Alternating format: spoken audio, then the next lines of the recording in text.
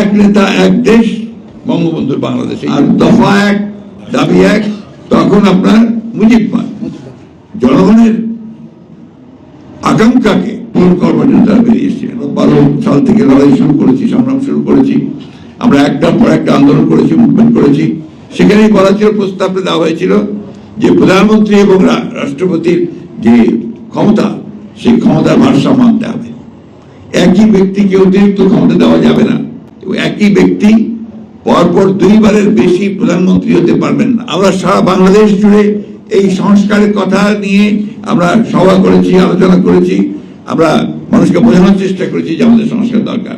তার মধ্যে প্রধান বিষয়গুলো ছিল এইগুলোই, যে আপনার প্রধানমন্ত্রী আর রাষ্ট্রপতির ক্ষমতা ভারসাম্য, একই ব্যক্তি পরপর 2 বারের বেশি প্রধানমন্ত্রী না হওয়া, আপনার এই দ্বিকক্ষ বিশিষ্ট পার্লামেন্ট, জুডিশিয়ারি নষ্ট হয়ে গিয়েছে, সেই জুডিশিয়ারিকে ঠিক করার জন্য judicial commission, election commission, election নির্বাচন ব্যবস্থা ধ্বংস হয়ে গিয়েছে, তার জন্য ইলেকশন কমিশন, এগুলো আমরা প্রস্তাব ছিল আমাদের সেই কৃতপথে। একই সঙ্গে আমাদের প্রস্তাব ছিল যে শ্রমিক ভাইদের ন্যায্য মজুরি প্রতিষ্ঠা করা যে হয় না, তাদের দাবিগুলো মানা হয় না, তাদের জীবনযাপন অত্যন্ত কঠিন, সেই বিষয়গুলো আমরা সেখানে নিয়ে এসেছিলাম, এবং তাদের জীবনযাত্রার মান যেন উন্নত হয় তার ব্যবস্থা করার কথা বলা হয়েছিল। কৃষকেরা তাদের ফসলের ন্যায্য মূল্য যেন পায়, একই সঙ্গে যেন সে সহজভাবে কাজ করে তার ব্যবস্থা করার কথা বলা হয়েছিল।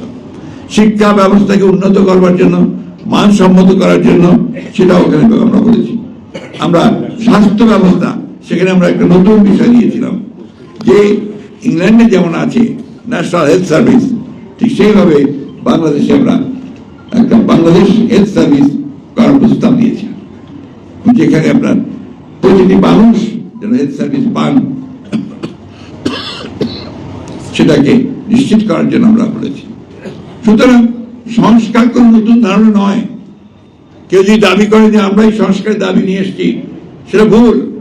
সংস্কার একটা চলমান প্রক্রিয়া, প্রতি মুহূর্তে সংস্কার হচ্ছে, সেই সংস্কারের ধারা চলতে থাকবে। সেই জন্য তো নির্বাচন বন্ধ হয়ে থাকতে পারে না। সেই মুহূর্তে তো দিনের পর দিন আমরা একটা অনির্বাচিত সরকারের হাতে দেশ চালাতে দিতে পারি না। নির্বাচনটাকে তাড়াতাড়ি চাই, আমাদের সম্পর্কে ভুল একটা ব্যাখ্যা দেওয়া হয়। বিএনপি তাড়াতাড়ি নির্বাচন চাচ্ছে ক্ষমতায় যাওয়ার জন্য। ক্ষমতায় তো আমরা আগেও ছিলাম ভাই, 2বার 3বার ছিলাম। আমি এখন স্পষ্টভাবে আরো বলতে চাই, এই সংস্কার প্রক্রিয়া শুরু করেছেন শহীদ প্রেসিডেন্ট জিয়াউর রহমান। একদলীয় শাসন ব্যবস্থা বাকশাল করেছিল আওয়ামী লীগ, সেখান থেকে তিনি বের করে নিয়ে এসছেন বহুদলীয় গণতন্ত্র, মাল্টি পার্টি সিস্টেম। সেখান থেকে তিনি প্রেসিডেন্ট সিস্টেম গভর্নমেন্ট নিয়ে এসছেন। আজকে যে সাংবাদিক ভাইরা এতগুলো দেখেন চ্যানেল, এই সব পত্রিকা, অনলাইন পত্রিকা, সবাই কাজ করছেন সুন্দর করে, মন করে লিখছেন। আওয়ামী লীগের আমলে, শেখ মুজিবের আমলে কারো ক্ষমতা ছিল না কিছু লাগে, ইট ওয়াজ ব্যান্ড, পার্লামেন্টে আইন করে বন্ধ করে দিয়েছিল। সংস্কার কোন নতুন কনসেপ্ট নয়।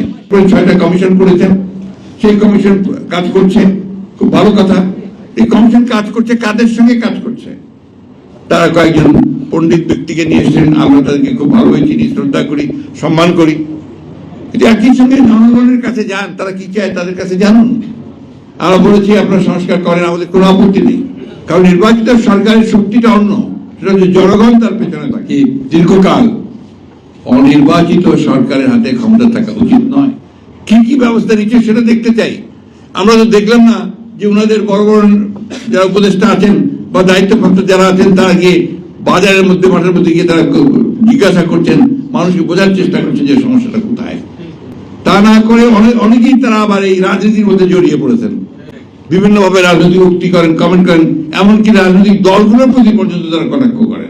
সবচেয়ে মনে রাখতে হবে যে আপনারা হচ্ছেন অন্তর্বর্তীকালীন সরকার, আপনাদের মূল দায়িত্ব হচ্ছে সংস্কার করতে চান, সংস্কার করবেন, সেই সঙ্গে একটা নির্বাচন করবেন যে নির্বাচনটা সকলের কাছে গ্রহণযোগ্য হবে। আপনারা এই রাজনৈতিক দলগুলোর সঙ্গে কোনো কথাবার্তা বলছেন না, সহযোগিতা ওইভাবে করছেন না। যে আজকে এই সবার মধ্যে দিয়ে জনগণের কাছে আমি এই আহ্বান জানাতে চাই যে আমরা যেন অস্থির না হই, আমরা যেন হতাশ না হই। আমরা আশা করি, এখনো আমাদের আশা সেইভাবে আছেই এই সরকারের প্রতি, অন্তর্বর্তী ডক্টর ইউনূস সরকারের প্রতি, যে তারা অতি শীঘ্র যতটা সম্ভব তাড়াতাড়ি করে তারা প্রয়োজনীয় যে সংস্কারগুলো করা প্রয়োজন, নির্বাচন কমিশন, আইন শৃঙ্খলা বাহিনী, জুডিশিয়ারি, অর্থনীতির ব্যাপারগুলো তারা দেখে তারা দ্রুত একটা গ্রহণযোগ্য নির্বাচনের ব্যবস্থা করবে। এর আগে আমার আজকে কয়েকজন বলছে আরো 2-3টি দল গঠিত হবে। নির্বাচন প্রক্রিয়াতে যদি আরো 2-3টি দল গঠিত হয় আমাদের তো কোনো আপত্তি নেই, 100টা হোক 200টা হোক কোনো তাতেও আপত্তি নেই। তো সেটা জাতির জন্য কতটুকু কাজে লাগবে সেগুলো সবাই চিন্তা করবে। এখন বাংলাদেশের একটা সমস্যা কি জানেন, আমরা সবাই রাজনীতিবিদ। আপনাদের সোশ্যাল মিডিয়াতে একদম মারাত্মকভাবে সুযোগ সৃষ্টি করে দিয়েছে সবাইকে রাজনীতিবিদ হওয়ার, সবাইকে সাংবাদিক হওয়ার, সবাইকে ইউটিউবার হওয়ার, সবাইকে ফিলোসফার হওয়ার।